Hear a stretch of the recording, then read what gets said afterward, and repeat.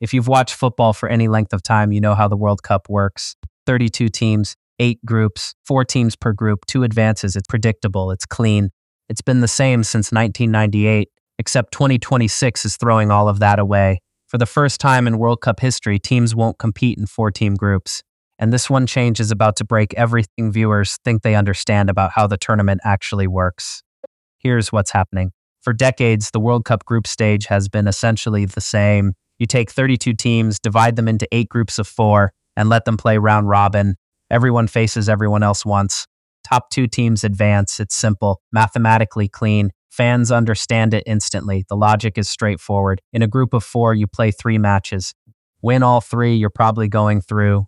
Lose all 3, you're going home. Draw in the right places, and you might just sneak through on goal difference. This system has been so consistent that it feels permanent, like it's the only way the World Cup could possibly work. It isn't. In 2024, FIFA made a decision that shocked the football world. The World Cup was getting bigger, not a little bigger, bigger. 32 teams were becoming 48. That's 16 more teams, 16, and that's not a small tweak. That's a complete restructuring. Here's where it gets interesting. You can't just add 16 teams and keep the same group structure. You can't have 12 groups of 4. You can't have 10 groups of 5. Those don't work mathematically for advancing the right number of teams into knockout rounds. So FIFA did something radical. They completely redesigned the group stage from scratch. Instead of 8 groups of 4, the 2026 World Cup will have 16 groups of 3. Let that sink in. 3 teams per group, not 4. 3. This sounds simple. It isn't, because once you change from 4 to 3, you change literally everything about how the tournament functions. The number of matches changes. The advancement criteria changes, the tiebreaker system changes, even strategy changes.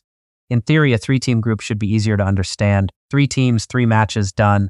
In practice, it's much more complicated than the old system ever was. So here's the basic setup. 16 groups, each has 3 teams. Each team plays the other 2 exactly once. That's 3 matches per team. Standard round-robin format. Team A plays Team B plays Team C, Team A plays Team C. Then you look at the standings and the top teams advance. The question is how many teams advance from each group. This is where most people get confused. With 4-team groups, 2 teams advanced. It made sense. Half the group goes through. But with 3 teams, you can't do half. FIFA's answer, 1 team per group automatically advances to the next round. Just the winner.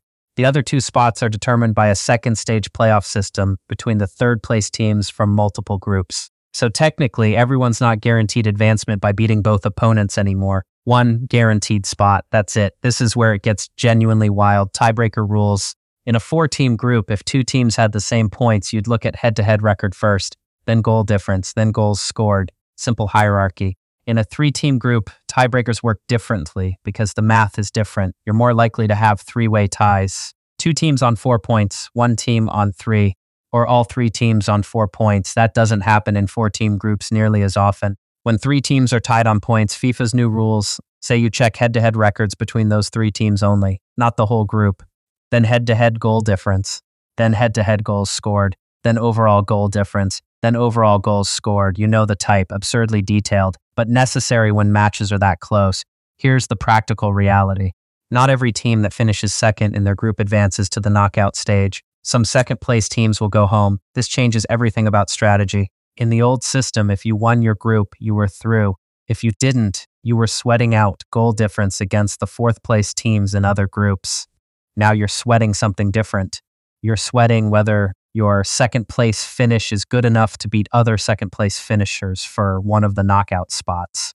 That means underdog teams in easier groups are actually at a disadvantage. Finish second in a weak group, and you might not make it. Finish second in a strong group, and suddenly you're competitive again. The math gets weird. This format change isn't just a numbers game. It's changing how entire tournaments play out.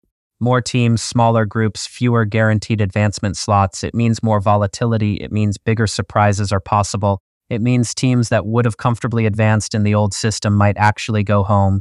Some people love this. It makes the tournament less predictable. Others hate it. It makes the tournament less fair. But either way, 2026 is going to look and feel completely different from every World Cup before it. Remember at the beginning when I said the 4-team group format was predictable, clean, and had been the same since 1998? That's over. 2026 changes that forever. The World Cup is still the World Cup. The stakes are still impossibly high. The drama is still incredible. But the structure that fans have relied on for decades is gone. And that means even longtime football fans need to understand the new rules. Because in 2026, understanding the tournament format isn't just interesting, it's essential. If you're serious about understanding how the World Cup actually works next year, subscribe. We're breaking down every rule change, every qualification pathway, and every format shift that's coming. The World Cup is getting bigger. You should too.